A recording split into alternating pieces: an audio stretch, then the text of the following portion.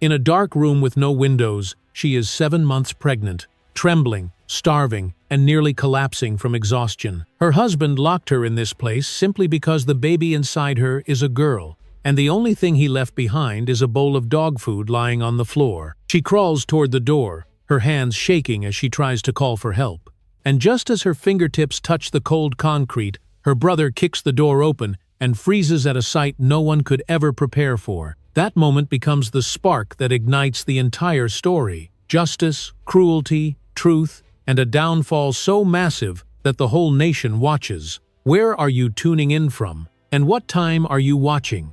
Leave a comment below. We would love to hear from you. Stay with us as we uncover every turn ahead.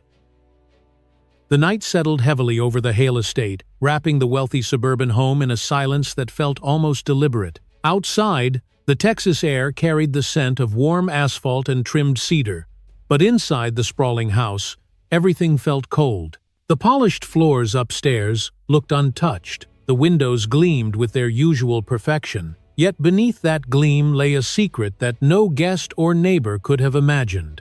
Deep under the first floor, hidden behind a narrow hallway and a bolted door, the basement waited like a dark mouth. The quiet would have been complete if not for the metallic scrape that tore suddenly through the air.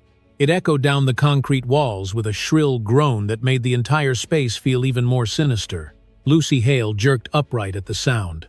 Her breath caught halfway in her throat, trembling against her ribs as her body reacted before her mind could catch up. 7 months pregnant, she wore a light, sky-blue maternity dress that no longer carried the softness it once had. Dust clung to the fabric, turning the pale color into something bruised. When she lifted her hand, it shook uncontrollably.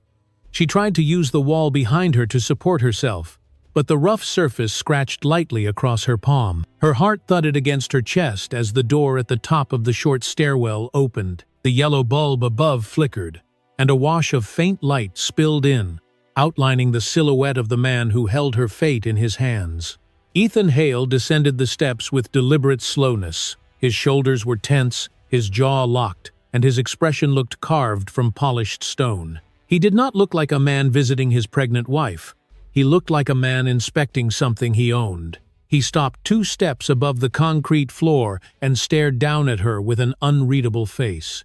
In his right hand was a stainless steel bowl, the kind people used for pets in laundry rooms and garages. Without speaking, he tossed the bowl downward. It clattered violently against the concrete and slid until it landed beside Lucy's bare foot. Wet food sloshed inside it, carrying a heavy smell that made her stomach twist. She gasped softly and instinctively pulled her legs toward her, wrapping one arm across her belly. The baby shifted under her touch, and a sharp pain shot through her abdomen as if the child sensed the tension pressing down on the room. Ethan's eyes did not soften. Instead, he spoke with a voice that hit her like a slap. He accused her of something she could not change, declaring with ugly certainty that a daughter held no value for him. The words made Lucy's breath hitch. Her lips parted, but no sound came out. The room felt colder. Her vision blurred with a sting of tears she tried desperately to control. She braced her free hand against the floor, but its chill seeped straight into her bones. The concrete had been unforgiving since the moment she was forced down here. It felt even harsher now as she tried to shift away from the bowl. Her back pressed against the wall and the cold surface bit into her through the thin cotton of her dress. The air smelled like dust and metal. She tried to make her voice work. She wanted to say his name, to ask why, to plead, but all that emerged was a broken exhale, fragile and small. Ethan moved quickly then. He kicked the bowl so it scraped loudly toward her, stopping inches from her knee. The sudden movement jolted her entire body. She flinched and covered her belly with both hands as the baby pushed again. Ethan stared at her as if waiting for her to do something he could use as justification for his cruelty. When she did nothing, when she simply looked back with wide eyes, he lifted his gaze toward the ceiling where a small black camera blinked steadily. Its tiny red light reflected off his watch. It did not matter to him that it was recording. In his mind, nothing he did here would ever have consequences. A faint rustle sounded at the stairwell. Lucy lifted her head weakly. On the upper step, Harper Voss stood with a smug, effortless confidence that cut through the dimness. Her long blonde hair framed her face in a way that made her smile appear even colder. She rested one hand on the banister and looked down at Lucy as though watching something entertaining. Her presence made Lucy's stomach twist further. Harper's laughter, quiet yet cruel, drifted down and seemed to fill every corner of the basement. Lucy lowered her gaze again, trying not to let the humiliation swallow her whole. The light above flickered once more, dimming almost completely, before returning with a faint pulse. Ethan reached over to the switch with a stiff motion. He did not hesitate. He did not offer any further words or warnings. He did not look back at Lucy to see if she was breathing normally. He simply switched the light off. The room fell into instant darkness, leaving only the memory of his voice echoing in her ears. For a heartbeat, the darkness felt absolute, like the world had been erased. Lucy lifted one hand instinctively, searching for the faint outline of anything familiar in the blackness. Her fingers brushed only cold air. The weight of her belly pulled her forward, and she steadied herself with a shaky palm on the ground. She could still smell the food inches away. She could still hear the faint footsteps of Harper shifting above. Most of all, she could hear the quiet drip of her own tears, hitting the concrete one after another. A final metallic thud snapped through the silence. Ethan pulled the heavy basement door shut, and the metal lock slid into place with a violent click. It was a sound that carried more finality than any sentence he could have spoken. The echo of that door bounced off the walls, sealing the reality of her isolation. Lucy curled forward, wrapping both arms around her stomach, as if shielding her baby from the darkness that surrounded them. Her breath trembled in short bursts. The concrete floor offered no comfort, but it was the only surface she had left. Upstairs, the faint hum of electricity buzzed through the walls. Down here, the darkness pressed in until it felt like a living thing. It was the last thing she saw, the last thing she felt, as the cold night swallowed her completely. Darkness did not settle like an ordinary absence of light. It pressed against Lucy Hale from every direction, dense and suffocating, as though the entire basement were a single solid shape crushing inward. She tried to steady her breathing, but each inhale came out sharp and thin. The air down here tasted like dust and cold concrete. Her fingertips grazed the rough wall behind her, searching for balance. The wall felt damp, and the chill raced through her palm as if the building itself wanted to keep her trapped. Her stomach tightened again. The baby rolled gently beneath her skin, not in pain, but in confusion, responding to the tension in her body. She pressed a hand against her belly through her light sky-blue maternity dress, hoping to reassure the tiny life inside her. Her breath shook as she whispered something too soft to be called words. She tried to lift her other hand, but it trembled violently. A sour smell began to rise in the darkness. It took her only a second to realize what it was. The bowl that Ethan had thrown earlier still sat near her feet. Its contents were beginning to warm slightly from the basement's stale air, releasing a heavy scent that made her stomach churn. She turned her head away, squeezing her eyes shut. The odor clung to her senses, slipping past her attempts to ignore it. She swallowed hard. The muscles in her throat tightened. She considered pushing the bowl farther away with her foot, but the thought of touching it made her skin crawl. She leaned back instead, trying to inhale air from higher up, but even that felt impossible. The basement had no airflow, no window, no vent she could reach, only darkness and concrete. From above, faint music drifted downward, muffled but unmistakable. It sounded bright and energetic, the kind people played at weekend gatherings. Lucy recognized the rhythm. Ethan liked that playlist during brunches, the ones where he bragged to friends about real estate wins and upcoming expansions. Hearing that cheerful sound in the middle of this cold nightmare made her stomach twist even more. Laughter followed the music. Not Ethan's deep laugh. No, this one was sharp, high-pitched, dripping with mockery. Harper Voss. The sound cut through the floorboards and seemed to hover above Lucy like a ghost. Lucy tried to hold her breath, thinking it would lessen the nausea or the dizziness, but her lungs begged for air. She released the breath in a shaky gasp and attempted to push herself up.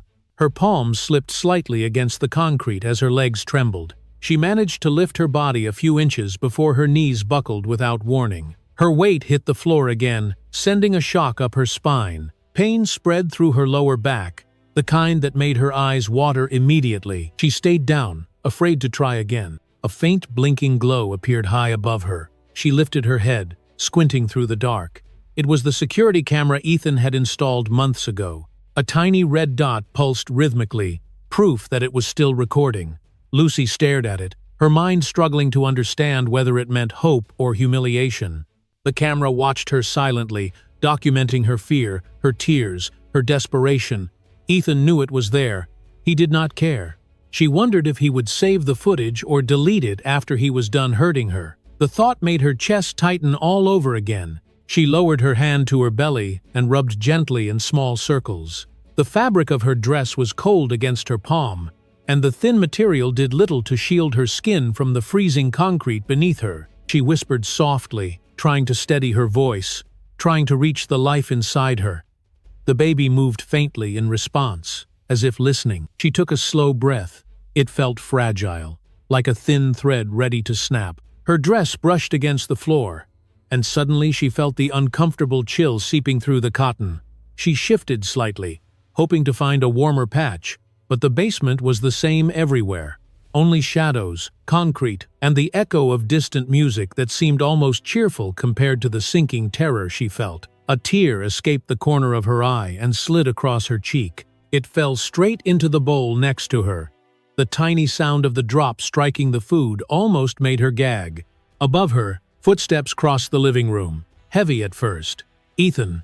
The cadence was familiar, confident, unbothered. The sound passed directly above the basement door, pausing only briefly before continuing down the hallway. He did not stop to check on her. He did not look down the stairs. He did not even open the door. The weight of his indifference settled on her heavier than the concrete walls. Lucy tried another breath. It caught in her throat. She placed one hand across her chest and tried again, slower. Her lungs expanded slightly but delivered another sharp sting along her ribs. The fear squeezing her heart made everything harder. She blinked through the blur forming at the edges of her vision. Her cold fingers clawed lightly at the wall behind her as if she could somehow use it to pull herself upright. The attempt sent another pulse of pain through her legs, so she stayed where she was. A thin sliver of light appeared near the bottom of the basement door at the top of the stairs. It did not help much, but it was enough to give her a faint outline of the room. Enough to let her see the shape of the bowl, the shadow of the stairs, the faint reflection of her own outline on the floor. Her face looked pale, almost ghost-like. The sight made her breathe harder. She wiped at her cheek, but found new tears forming too quickly to stop. Outside the house, the wind picked up. It pushed hard against the windows above her. The sound traveled down through the structure, creating a long, low howl that made her flinch. The sharp whistle of air through unseen cracks made her shoulders jump. For a moment, she felt as if someone were opening a door behind her, even though she knew no door existed. The basement responded to the wind with small creaks that sent a cold shiver through her spine. Her heart thudded again, followed by a wave of trembling that spread through her arms. She closed her eyes briefly, trying to gather strength she no longer felt. Her breath wavered. Her knees pulled closer to her chest. She could not escape the cold, the darkness, or the sound of life continuing without her above the floorboard. All she could do was curl inward, her arms wrapped around her belly, protecting the baby that relied entirely on her. She did not speak again. She did not call for help. She stayed as still as she could, listening to the mix of wind and music while the basement held her in a grip that felt both silent and merciless. The night outside continued on, but down here, time seemed frozen, waiting for something to break the stillness. Morning light streamed through the tall windows of the Hale estate, warm and bright, in a way that felt cruelly out of place. The home looked peaceful from the outside, but inside, a different world unfolded. On the main floor, Ethan Hale had arranged an elaborate brunch spread with fresh fruit, pastries, and sparkling drinks. The dining table gleamed as if nothing dark had ever happened beneath it. Guests laughed, clinked glasses, and leaned comfortably in their seats while soft jazz floated through the air. Ethan moved among them with a practiced smile that betrayed no hint of the events from the night before. He rested one hand lightly on Harper Voss's lower back, guiding her toward the group of friends gathered near the kitchen island. Harper played her part flawlessly. She tilted her head, smiled sweetly, and placed her other hand delicately on her stomach, as if inviting admiration. The gesture was subtle but deliberate. When one of Ethan's business associates noticed it, he raised his brows. Ethan seized the moment. "It is a boy," Ethan announced with quiet satisfaction. "The future of the Hale line." His voice carried a note of pride that filled the room. A few guests congratulated them warmly. One woman clapped her hands together and said how wonderful it must be to expect a son. Harper leaned into Ethan slightly, letting her hair fall over her shoulder in a practiced gesture that made the attention feel natural. Someone else glanced around and asked, almost casually, "Where is Lucy today? I thought she would be here." Ethan did not hesitate. "Lucy is not well," he said. His tone was sympathetic, but his eyes remained cold. "She is dealing with some emotional instability. You know how unpredictable pregnancy can be." He lifted his glass and took a sip as if the matter was settled. Harper added her own comment before anyone could question further. "Poor thing," she said with concern that looked genuine. "The hormone shifts have been overwhelming for her. She has been imagining all sorts of things lately." Her words drifted into the air like smoke, gentle but toxic. Ethan's phone buzzed. He excused himself and stepped a few feet away. Still within earshot of his guests, he called the obstetrician who had been attending Lucy throughout the pregnancy. His voice remained calm, almost friendly, as he explained that Lucy needed to cancel all upcoming appointments. He mentioned that she was not in the right mental space and needed rest. He did not allow the doctor a chance to ask questions. He ended the call with a confident nod and returned to the group. Harper watched him with admiration. There was no trace of guilt on her face. She adjusted the strap of her red satin dress and let her eyes travel around the room, making sure everyone saw how close she stood to Ethan. She positioned herself near him with the ease of someone who believed she had already replaced another woman. The sound of glasses touching echoed faintly down through the floorboards. The same sound slipped through the basement ceiling and reached Lucy's ears far below. She sat curled in the darkness, listening to the muffled clinks and cheers. She could picture the smiles, the bright clothes, and the sunlight filtering across the polished floors. She imagined Harper in her perfect red dress. She imagined Ethan with his charming posture and steady voice.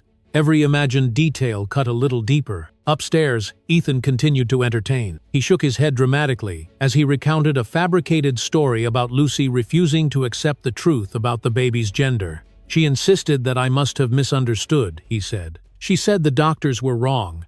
It has been exhausting." Harper let out a sympathetic sigh. "She has been acting like the victim for weeks. It is getting difficult to talk to her."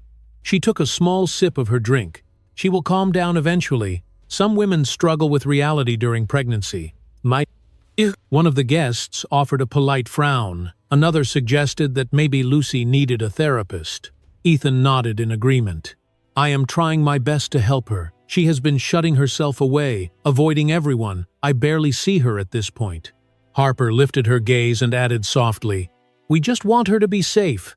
Her tone held just enough concern to make the lie believable. Ethan took the opportunity to escalate the illusion. He mentioned that he had already removed Lucy's phone. "For her own good," he said. "She was calling people at odd hours, getting worked up for no reason." The guests nodded. No one suspected he had taken the phone to make sure she had no contact with the outside world. He reached into his pocket, pulled out a folded piece of paper, and showed it briefly to Harper. It was the ultrasound printout showing the gender of the baby.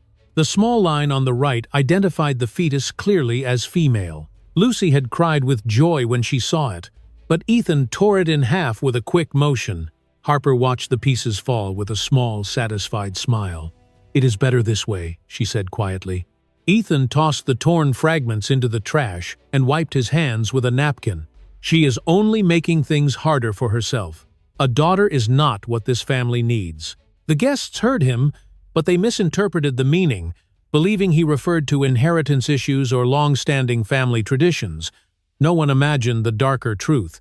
Below them, Lucy pressed her palms against the cold concrete, trying to make sense of the words filtering down from above. She could not hear every sentence. She could not see their faces.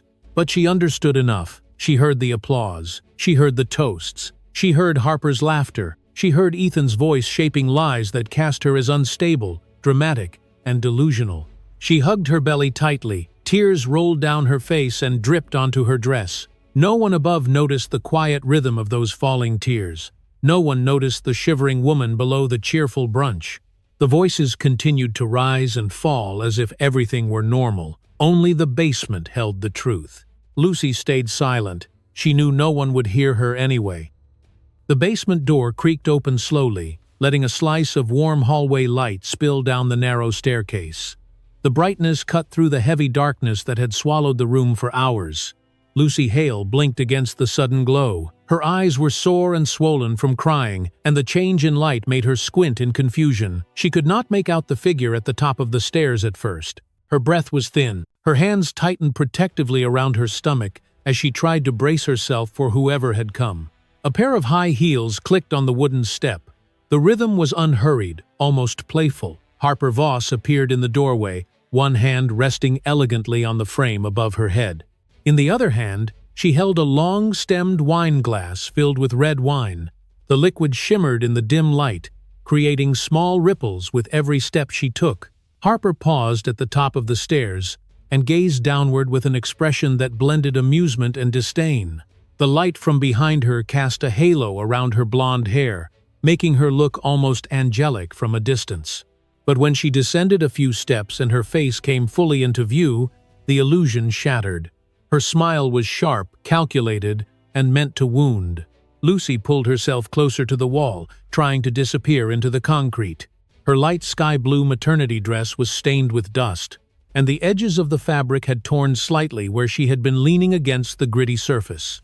She felt exposed under Harper's gaze, as if her suffering was a performance meant for this single cruel audience. She pressed her hand to her belly and whispered a weak plea under her breath, hoping her baby would stay calm. Harper stepped off the last stair and entered the basement with a slow, deliberate grace. She stood tall in her red satin dress, which hugged her body like it had been made for this moment. She looked down at Lucy with a tilt of her head that resembled mild curiosity more than concern. The scent of Harper's perfume reached Lucy almost instantly, warm and floral, completely out of place in the cold underground space. Harper lowered her wine glass and took one casual sip before speaking. "Did you really think this would last?" she asked. Her voice was soft, almost gentle, but each syllable carried poison. Lucy swallowed hard. The dryness in her throat made it difficult to form any words. Harper chuckled under her breath, kneeling just close enough for Lucy to smell the wine. "He told me everything. He does not want a girl. Men like Ethan want heirs, not disappointments."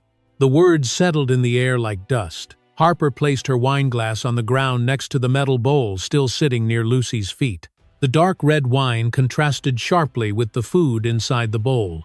Harper smoothed her hand over her flat stomach, or rather, what she seemed eager to present as the beginning of one. Her fingers traced a slow circle as she lifted her chin proudly. "I am carrying a son," she said.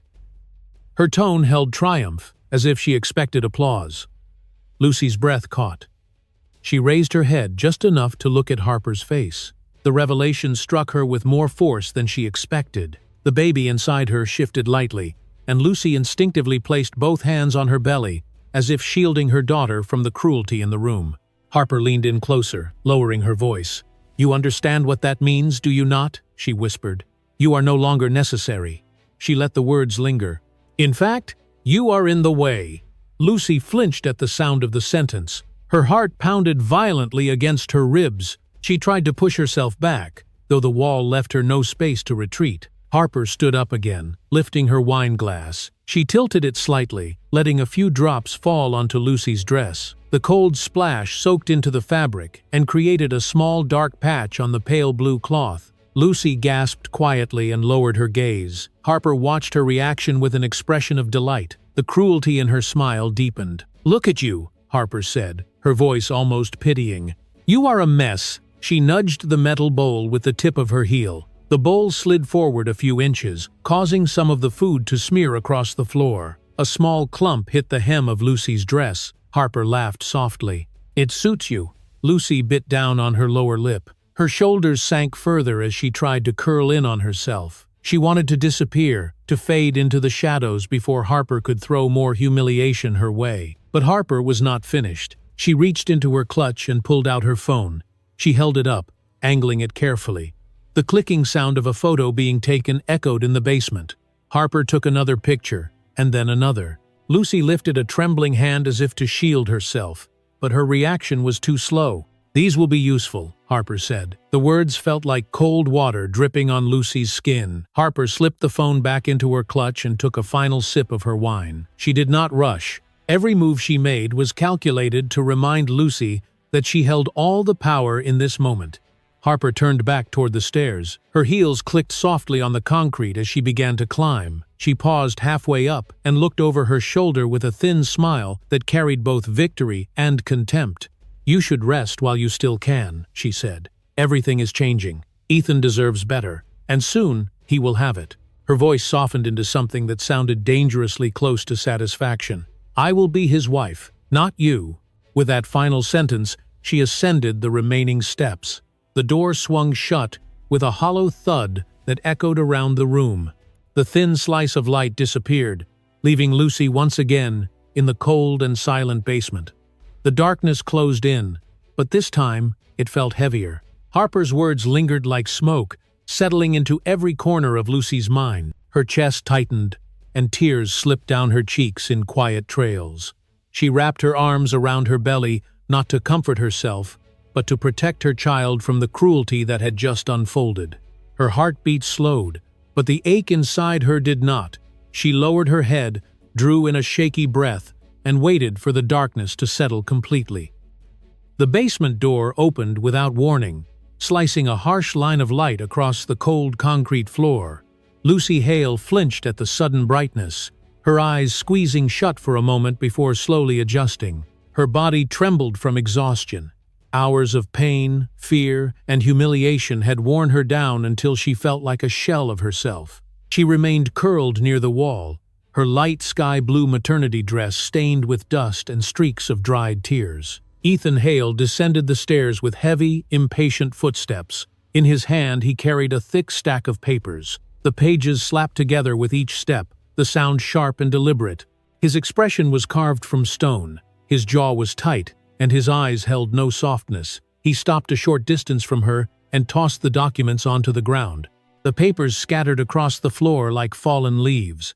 "Pick it up," he ordered. His voice echoed through the basement, cold and unwavering. Lucy stared at the papers. Her breath caught painfully in her chest as she tried to push herself upright. The strain made her wince. She wrapped one arm around her belly for support while using her other hand to steady herself. Her legs shook beneath the weight of her own body. She managed to sit up, though barely. Ethan watched her struggle with a look of annoyance rather than concern. "That is the divorce," he said. "You will sign it today. I am done pretending that you belong in this house." His fingers flexed at his sides as if restraining an urge to shove her again. From the staircase, Harper Voss appeared. She leaned lazily against the railing, her arms crossed over her chest. Her red satin dress shimmered faintly in the light above her. She looked down at Lucy with a smug expression that made the humiliation sting even deeper. Lucy swallowed hard. Her throat felt raw from crying. Her voice came out as a weak whisper. "Ethan, please. I am carrying your child." Ethan slammed his palm against the concrete wall. The impact sent a cloud of dust drifting through the air. Lucy jumped at the sound, her entire body recoiling. The baby inside her shifted in response, and she pressed her hand protectively against her stomach. "You are carrying a girl," Ethan said. "A girl I never wanted. A girl who does nothing for this family. Do not pretend you are giving me anything valuable." His words were sharp, sliced clean of any empathy. Lucy's lips trembled. She blinked through tears that blurred her vision. Every breath she took felt like it scraped against the inside of her throat. "I am still your wife," she whispered. "Not anymore," Ethan snapped.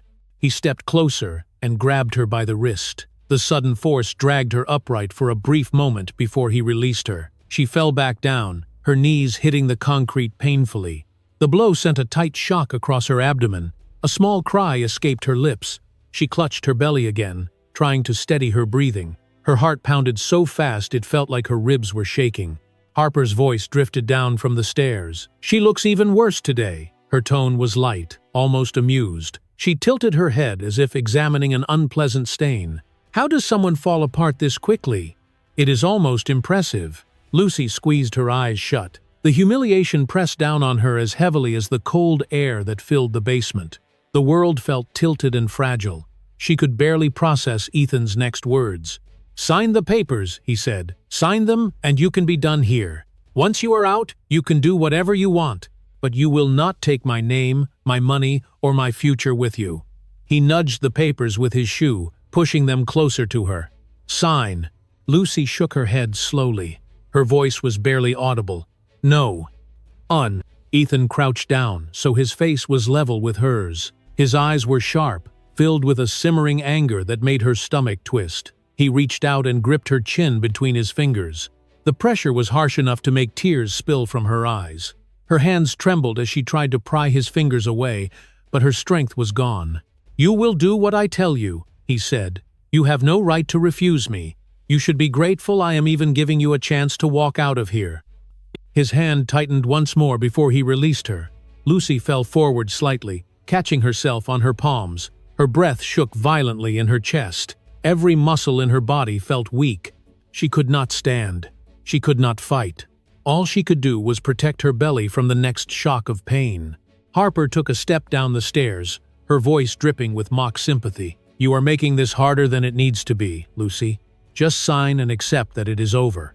No one wants a woman who cannot give her husband what he deserves." Lucy did not respond. She curled her body around her stomach, her shoulders shaking as another quiet sob escaped her. The room felt colder now. The concrete beneath her seemed to draw the last traces of warmth from her body. Ethan straightened and exhaled sharply, as though her refusal were an inconvenience rather than a plea for compassion. He reached toward the light switch with an expression of final irritation. "You want darkness," he said. "Fine." With a flick of his wrist, the single bulb illuminating the basement clicked off. The room was swallowed in blackness once again. Lucy heard his footsteps retreat up the stairs, each step heavy and final. Harper's heels followed with a much lighter rhythm, tapping like a cruel echo. The door shut behind them with a hollow thud that made Lucy flinch. The darkness felt heavier than before. She remained on the cold floor, her arms wrapped around her belly, her breath trembling in the silence left behind. For 2 weeks, Daniel Hale had tried to reach his sister without success. At first, he thought she might be resting more because of the pregnancy. He knew the last trimester could be exhausting, and Lucy often complained about swelling and fatigue. But when one day became 3, and 3 became 7, a knot of anxiety began to tighten inside him. Lucy never went silent like this. She called him almost every evening to talk about her cravings, her dreams, or her worries that she might not be ready for motherhood. She had never gone a full day without replying to at least one text. 2 weeks was unthinkable. Daniel sat in his car outside his office building, staring at his phone screen. Every recent message was marked unread. His last call attempt had gone straight to voicemail. A sense of dread rolled through him, slow but heavy, like a storm building on the horizon. He looked at the screen again and whispered under his breath, "Lucy, where are you?" He made up his mind. He got into his car and started the engine with a sharp twist of his wrist. The drive to her home took nearly an hour. Through the windshield, the afternoon sun cast long shadows over the highway, but Daniel barely noticed. His hands gripped the steering wheel tightly as his thoughts raced. Had she gone into labor early? Had she been hospitalized? Would Ethan even tell him if something happened? Daniel had never trusted Ethan. The man always seemed too polished, too charming, and too controlled. Beneath that control, something felt artificial, almost threatening.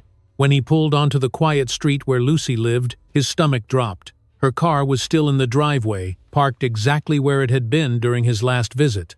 Ethan's black sedan sat beside it. Both vehicles were cold, untouched, as if no one had driven them for days. The house itself looked normal, its large windows reflecting the fading light. But the silence around it felt wrong. Daniel walked to the front porch and pressed the doorbell. The house remained still. He pressed the bell again, then again, his finger lingering on the button. Nothing. No movement behind the curtains. No approaching footsteps.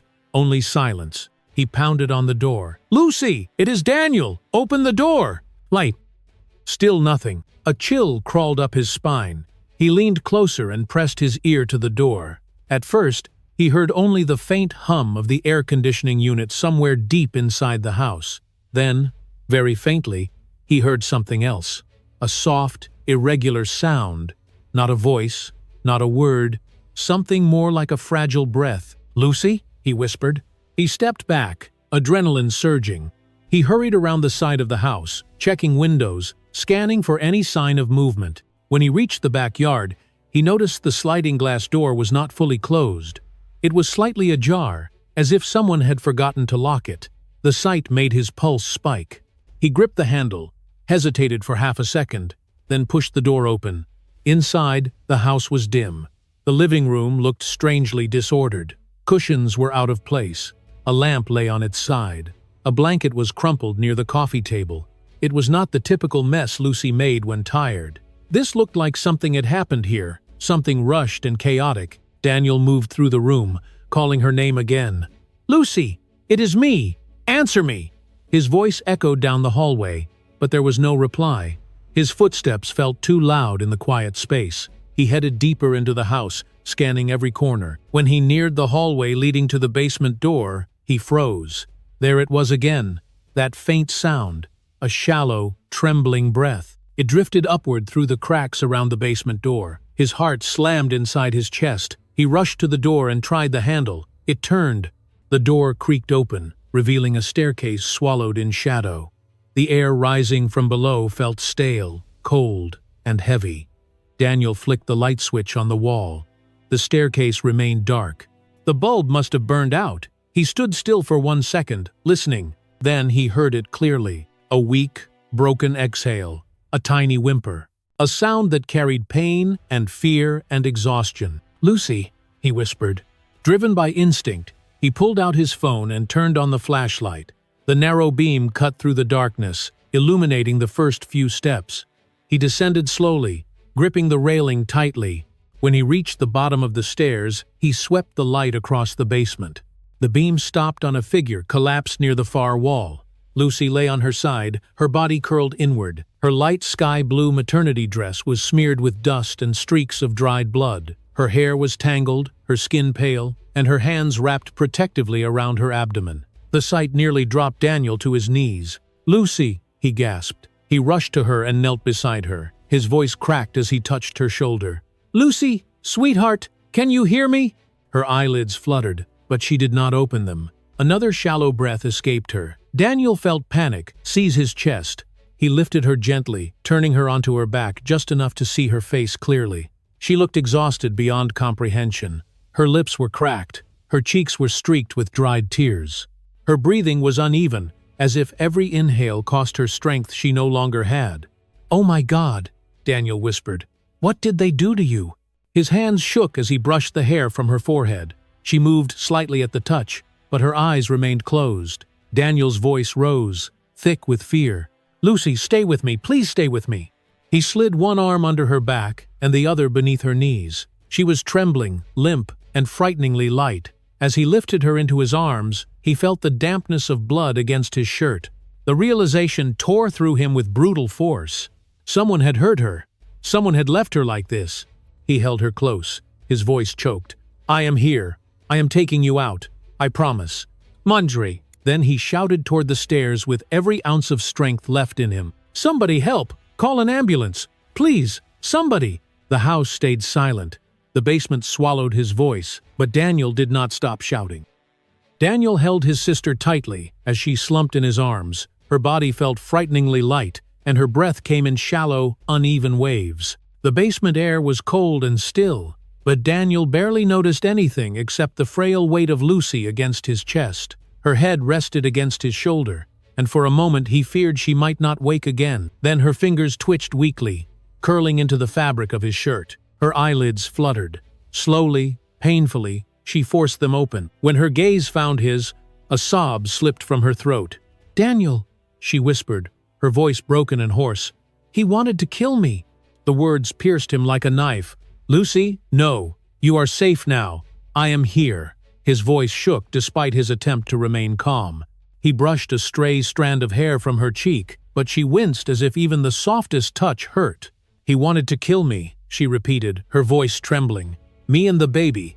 He does not want a daughter. He said she is worthless. Her breath hitched, and tears spilled again. He said he only wants a boy. Daniel felt his jaw tighten. Anger flooded through him, hot and overwhelming, but he pushed it down so he could focus on her. "You are going to be fine. I promise.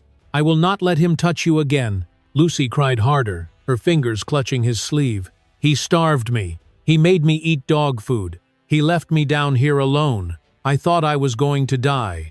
Daniel pulled her closer, fighting back tears of his own. He wanted to scream. He wanted to tear the house apart board by board. But Lucy needed him steady. She needed him focused. He lowered her gently to the floor so he could check her breathing properly. Her pulse was weak, but still present. Her belly rose and fell with faint, uneven breaths. She looked exhausted, close to collapse. Then he saw it, the metal bowl lying near her dress. The thick, foul-smelling dog food smeared across the floor. The sight made his stomach twist violently. Everything Lucy said was true. Every nightmare she had endured was right in front of him, undeniable and horrifying.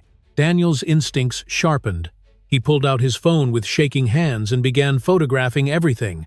The bowl, the stains on the floor, the smudge of dried blood on the concrete, the tear in Lucy's light sky blue maternity dress. He stepped around the room, capturing wide shots and close shots, making sure nothing was left undocumented.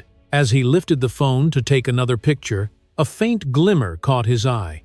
High in the corner of the basement, half hidden in shadows, a security camera blinked softly with a dim red light. Daniel's breath stilled. If the camera had been recording, then everything that happened to Lucy was saved somewhere inside it. The thought filled him with both dread and determination. He grabbed a small wooden stool leaning against the wall and dragged it under the camera. With one hand on the stool and the other bracing against the concrete, he climbed up just enough to remove the small plastic cover around the device.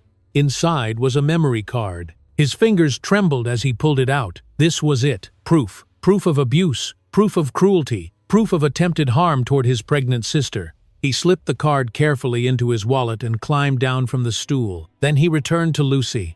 Her breathing had become even weaker. Her head had tilted to the side, and she seemed halfway to unconsciousness again. Daniel knelt beside her and slid his arms carefully beneath her back and knees.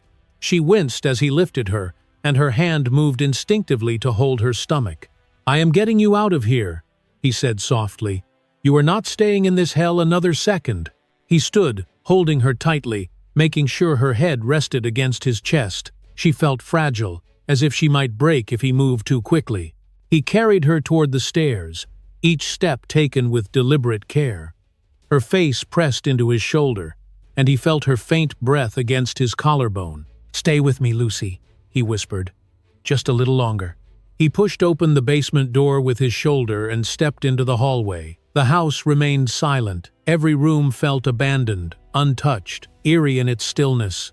He moved toward the back door, the same way he had entered earlier, and slipped outside into the open air. The cool breeze brushed against Lucy's face, and she let out a soft, tired exhale. Daniel placed her gently in the back seat of his car, tucking a blanket around her body and making sure her head was supported. Before closing the door, he touched her cheek again. "You are safe now. I swear you are safe." He climbed into the driver's seat, started the engine, and pulled away just as two headlights appeared at the end of the street. Ethan and Harper were coming home. Daniel's heart pounded, but he did not slow down. By the time Ethan's car pulled into the driveway, Daniel's vehicle was already disappearing around the corner. Inside the house, Ethan stepped into the living room with Harper trailing close behind. He called out for Lucy once, then twice. When no answer came, a flicker of confusion crossed his face. He walked down the hall and opened the basement door. The room was empty. The bowl, the blood, the signs of panic, gone. A wave of fear surged through him. He rushed around the basement, searching every corner. Then he looked up and saw the missing camera cover. His face went pale. He ran back upstairs, shouting orders, cursing under his breath, scrambling to erase anything that might expose him. Harper watched with wide eyes as he moved from room to room, wiping surfaces, fixing rugs, trying to erase the truth. But it was too late. Daniel had already taken Lucy, and he had taken the evidence with him. Daniel drove through the empty back roads, with his hands gripping the steering wheel so tightly that his knuckles had turned white. The darkness of the rural highway stretched endlessly in front of him, broken only by the faint glow of his headlights. In the back seat, Lucy lay weak and pale, her breaths shallow and uneven. Her light sky-blue maternity dress was still stained with dust and dried blood. Daniel glanced at her through the rearview mirror and whispered to himself, "Just hold on. I will keep you safe now." After nearly 40 minutes of driving, he turned down a narrow gravel path that led to an old wooden cabin. The cabin belonged to him years ago, back when he needed a quiet place to clear his mind during rough periods of his own life. It was isolated, nearly invisible from the main road, and far from any neighbors. Perfect for keeping Lucy hidden and safe. He parked near the cabin, opened the back door, and lifted Lucy with extreme care. Her head rested limply against his chest. Her breath trembled against his shirt. Inside, the cabin smelled faintly of pine and old memories. Daniel laid her gently on the bed, arranging a blanket over her. She looked fragile in the dim lamplight, like a fading photograph. He checked her pulse and whispered, "You are safe here. I promise." After ensuring she was stable, he pulled out his phone and made a call. "Mark, I need you. Now. Emergency." He hung up and continued watching Lucy until he heard tires rolling across the gravel outside. Mark entered the cabin quickly, a tall man with the steady energy of someone trained to face danger. A former military police officer, he understood seriousness the moment he saw Lucy's condition. His expression tightened. "What happened to her?" "Her husband," Daniel answered. "And his mistress. They nearly killed her. I have proof." He motioned to the table where he had placed the photos and the memory card. Mark glanced at the items, nodded once, and said, "I will stay. Nobody gets near this cabin." Daniel placed one hand on Mark's shoulder, grateful beyond words, then grabbed the evidence and headed for the door.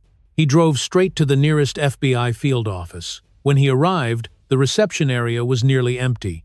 A tired-looking agent at the front desk raised an eyebrow when Daniel rushed forward. "I need to report a crime, a serious one. I have evidence." His voice shook, but his determination was firm. The agent saw the urgency in his face and immediately escorted him to a private interview room.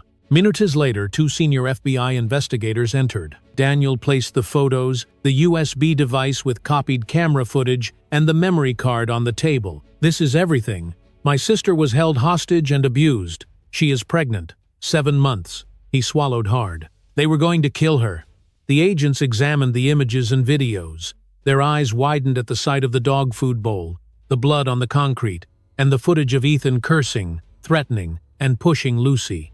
One of the investigators leaned back and exhaled sharply. "This is attempted murder," he said, "and conspiracy, and domestic terrorism, level cruelty."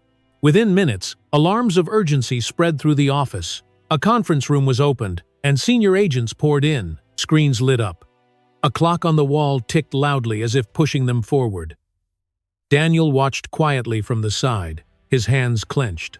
The lead agent called in tactical teams, cyber units, and surveillance analysts.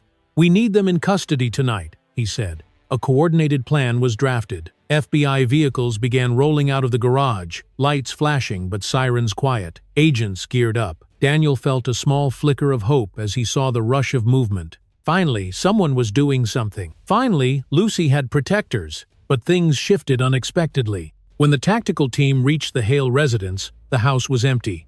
The front door was unlocked. The rooms were spotless. The basement had been wiped almost clean, though faint traces of bleach lingered in the air. Ethan and Harper had clearly fled. One agent shouted, "We have a leak!" Someone tipped them off.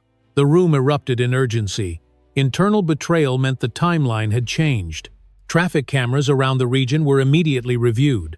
A dark sedan matching Ethan's car was captured speeding toward the southern highways.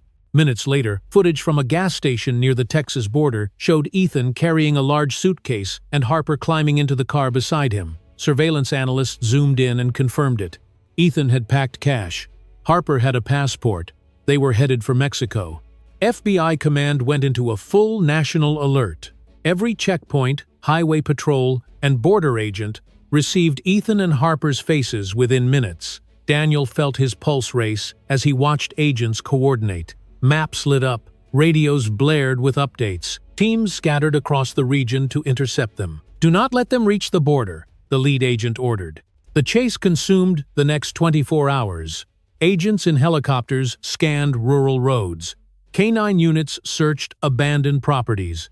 Border surveillance drones circled remote crossings. It was a manhunt across the entire southern edge of the country. Then a breakthrough came.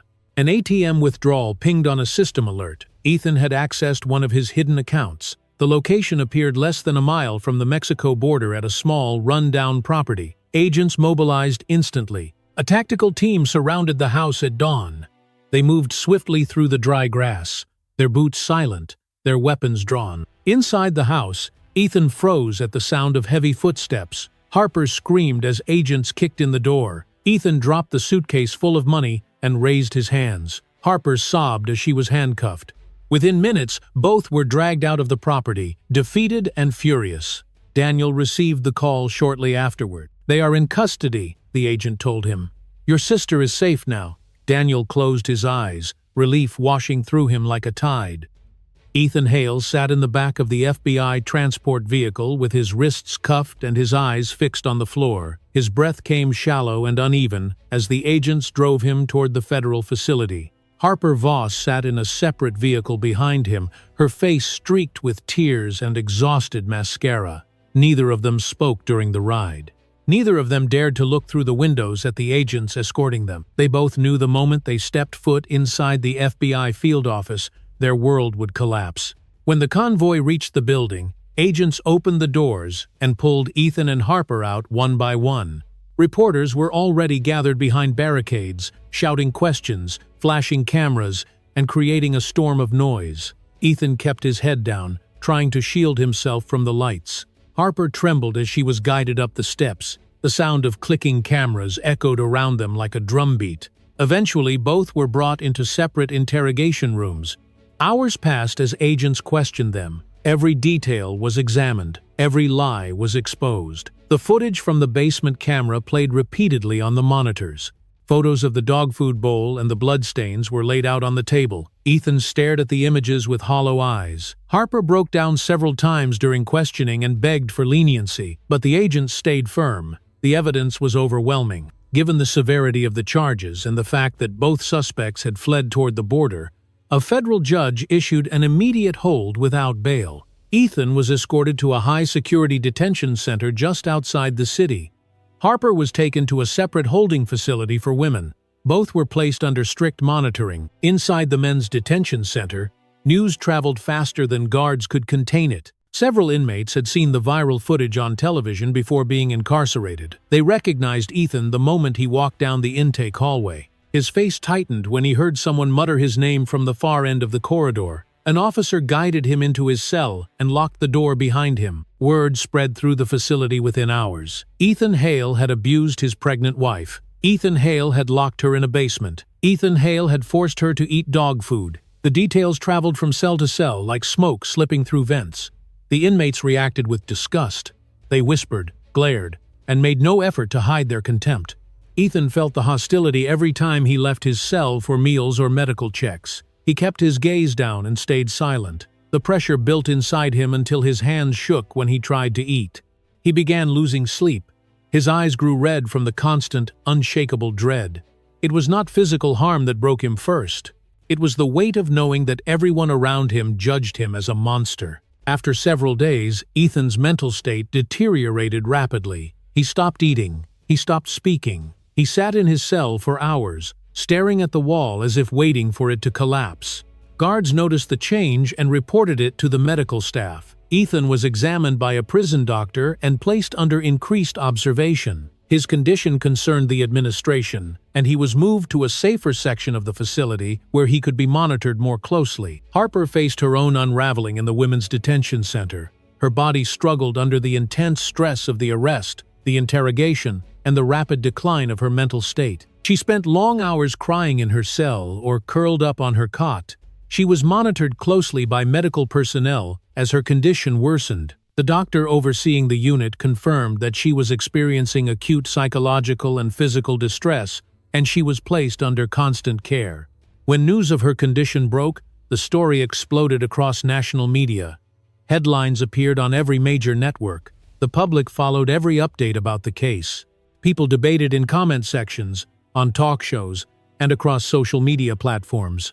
The nation was stunned at the brutality of the original crime and at how quickly the situation had escalated from arrest to total breakdown inside the detention centers.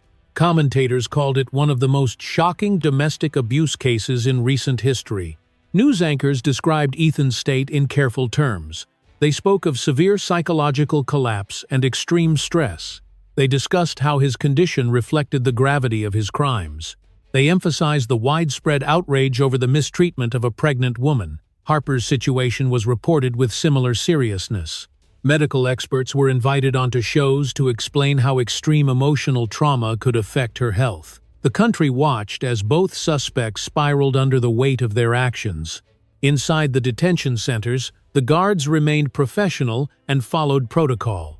They ensured that both suspects received the necessary medical attention and were kept under secure supervision. Every shift change included detailed briefings about the high-profile case.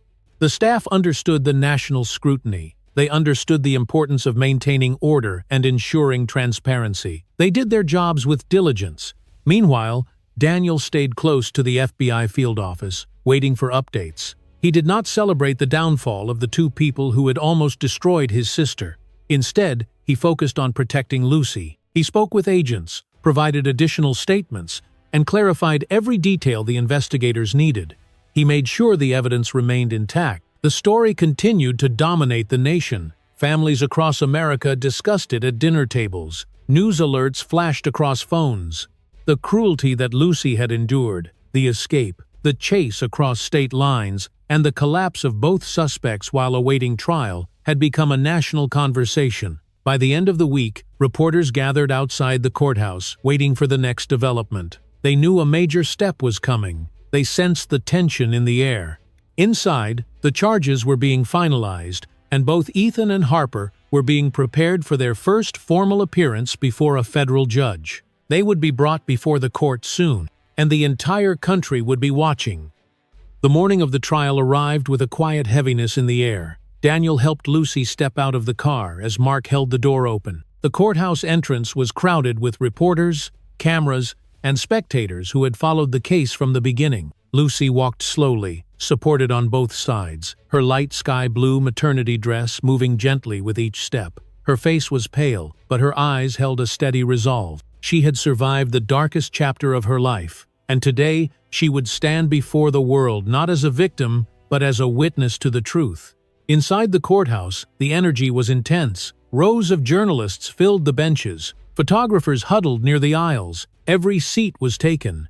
Some people had lined up since dawn just to witness the final chapter of the case that had shaken the entire country. Daniel guided Lucy to her seat in the front row. Mark stood behind them like an unspoken shield. When Lucy sat down, she rested her hand gently on her belly, as if reassuring the child inside that everything was finally coming to an end. Moments later, the doors at the side of the courtroom opened. Ethan and Harper were brought in separately, each escorted by federal officers. The crowd fell silent. Ethan looked nothing like the confident man who once controlled a luxurious home with cold authority. His posture sagged.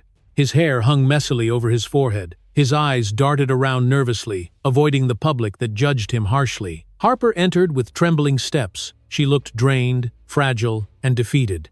Both kept their eyes on the floor as they were guided to the defendant's table. The judge entered, and everyone rose. When they sat again, the prosecutor stood and began presenting the case. He opened with the camera footage, showing Lucy trapped in the basement. The room watched in horrified silence as Ethan appeared on the screen shouting, slamming walls, and pacing like a predator waiting to strike. Photos of the dog food bowl were displayed next. Images of the blood-stained concrete floor. Medical reports of Lucy's condition. Everything was arranged with precision to reveal the full weight of the cruelty she had endured. The prosecutor listed the charges in a clear and steady voice. He spoke of severe domestic abuse. He spoke of unlawful imprisonment. He spoke of intentional starvation. He spoke of endangerment toward a pregnant woman. He spoke of flight from federal authorities. Every word echoed through the courtroom. When the prosecutor finished reading the charges, The judge turned to Lucy and asked if she wished to speak. The room fell silent again. Lucy shook her head gently. She kept her eyes lowered and her hand on her stomach. She did not need to say anything. The evidence had spoken for her. Her silence filled the room with more weight than any testimony could have carried. The prosecutor continued with his final remarks, stating that Ethan and Harper had demonstrated cruelty that exceeded ordinary abuse. He described the danger Lucy had faced and the horrible conditions in which she had been kept. He emphasized the psychological and physical harm inflicted upon her and the unborn child. By the time he finished, the room felt heavy with sorrow and outrage. The judge adjusted his glasses and began reading the sentence. His voice was calm, but every word carried authority. He announced that Ethan Hale would be stripped of all financial assets. Everything he owned would be liquidated to cover Lucy's medical expenses and long-term care. Then the judge delivered the core of the sentence. Ethan Hale was to serve 30 years in federal prison with no possibility of parole. The length and severity of the sentence reflected the gravity of his actions. A murmur spread across the courtroom. Some people gasped. Others nodded with satisfaction. Ethan leaned back in his chair with a blank expression, as if the sentence had struck him like a physical blow. His fingers gripped the edge of the table while his eyes stared unfocused into the distance. Next, the judge turned to Harper Voss. Her punishment was read aloud. She was sentenced to 10 years in prison without the possibility of parole for her role in assisting and encouraging the abuse. Harper broke down in tears. Her shoulders shook as she listened to her fate. When the judge finished, the entire courtroom rose to its feet. Applause filled the air. Some clapped with relief. Others clapped with the conviction that justice had finally been served. Reporters scribbled rapidly in their notebooks. Cameras flashed. Headlines were already forming in the minds of journalists. Federal officers stepped forward and cuffed Ethan and Harper once more. They were escorted out through the back doors. The applause faded gradually as the room emptied. News outlets rushed to broadcast urgent updates. Commentators outside the courthouse delivered live reports. The nation watched the events unfold with intense interest. For many, the verdict represented a strong statement against abuse and a victory for survivors everywhere. Inside the courtroom, Daniel stood and offered Lucy his arm. She rose slowly, taking a moment to steady herself. Mark followed them closely. No one looked back at the defendant's doors. No one felt the need to. The past had already been sealed behind them. As Daniel guided Lucy outside into the sunlight, the air felt different, warmer, lighter. A breeze brushed against the fabric of her dress. Reporters shouted her name, but Daniel shielded her and continued forward without stopping. Lucy moved carefully, her breathing calm, her hand still resting on her belly. She did not turn around. She had no reason to face the darkness again. At the bottom of the courthouse steps, Daniel helped her into the car. He closed the door gently and looked at her through the window. She gave him a small, tired smile. It was the first sign of peace he had seen on her face in a long time. They drove away from the courthouse in silence, leaving behind the echoes of the trial and stepping toward a life that finally belonged to them.